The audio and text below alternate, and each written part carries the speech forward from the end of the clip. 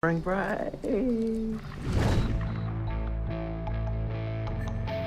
Harmony really has a great sense of like what's happening in sort of the musical underworld and is always sort of drawn to the music of the fringes. And throughout the course of the years, we've always corresponded about what we've found exciting and interesting and where musical credibility lies in each sort of era of our relationship. So Harmony sent me the script to Spring Breakers, and we just started to go back and forth with music. And landed on sort of various sounds that ultimately weave their way into our story.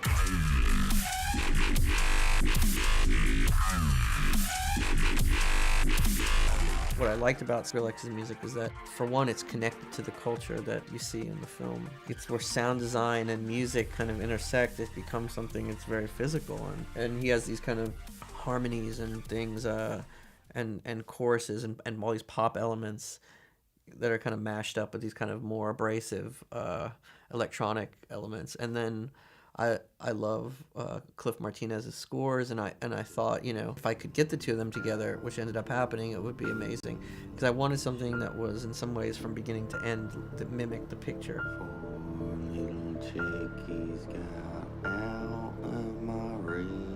The music really just doesn't work in the background of the storytelling, but it also really works in the foreground, and not just simply the on-camera pieces, but rather, you know, I think that the musical through line is really fierce and persistent in the film, and really, I don't know that I've worked on very many films where there's as much music in the movie. I mean, it pretty much is wall-to-wall music, and I think it really, in a sense, it's sort of the pulse of the movie. It's always a challenge when the dialogue is very sparse. That's when the music moves from the background to the foreground.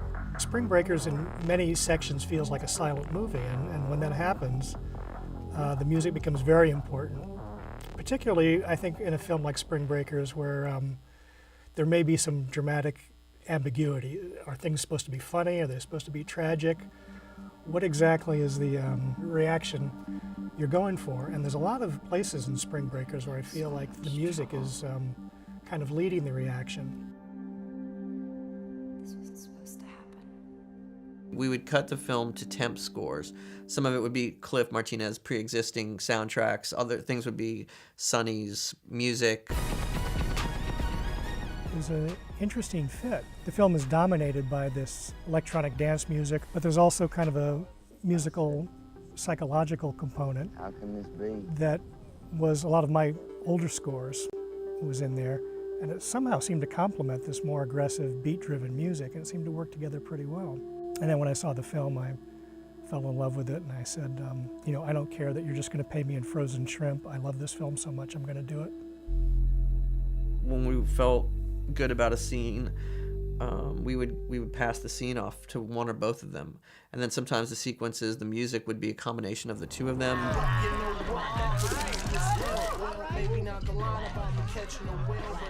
So this was one of the first scenes that I worked on, and this is one of the first scenes where I really felt like I established the style and the approach of the film.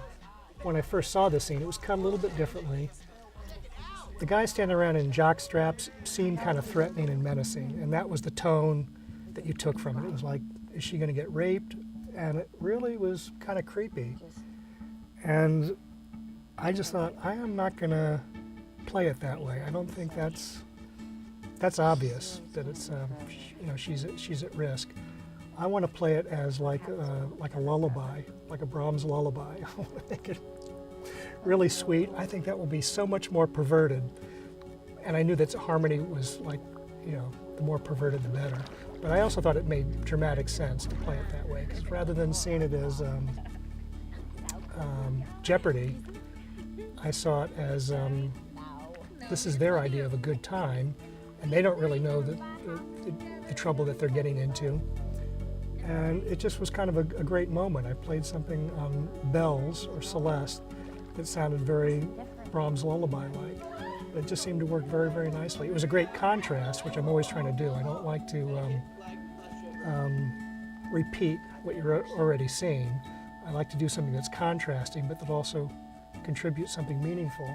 It rounded off the sharp edges of the scene, which I think was good, because initially it was kind of harsh. So that became a bit of a template for a lot of the other scenes as well, was to kind of play down the shock and play down the menace and play up the innocence and the childlike quality of the characters and the situations.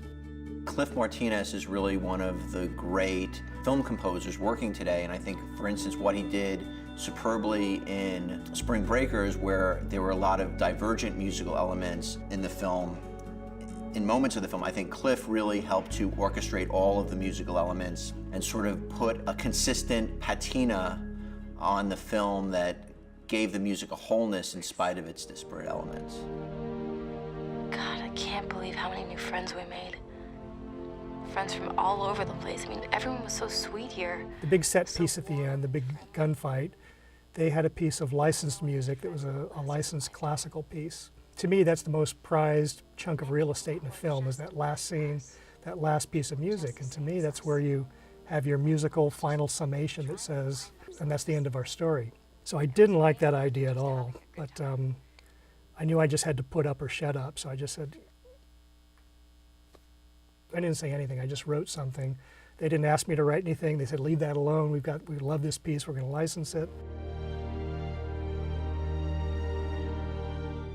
And I took Skrillex's Scary Monsters and Nice Sprites material and made kind of a very, very slow orchestral version of it. I remember when Harmony and Doug came over and saw it for the first time. I think he leapt out of the chair and high-fived me or hugged me or something, but I got a big approval for that. Well, it's nerve-wracking a lot of times because you want it to be so good, and then you're always like, oh my god, what happens if it's like less than the temp track? And like, luckily these guys were so great, they were so perfect for the film that like I was always blown away. It was like, sometimes it was like the greatest gift ever. You think the scene is gonna be good, and then you hear it with that and you're just like, whoa, it goes into some other realm.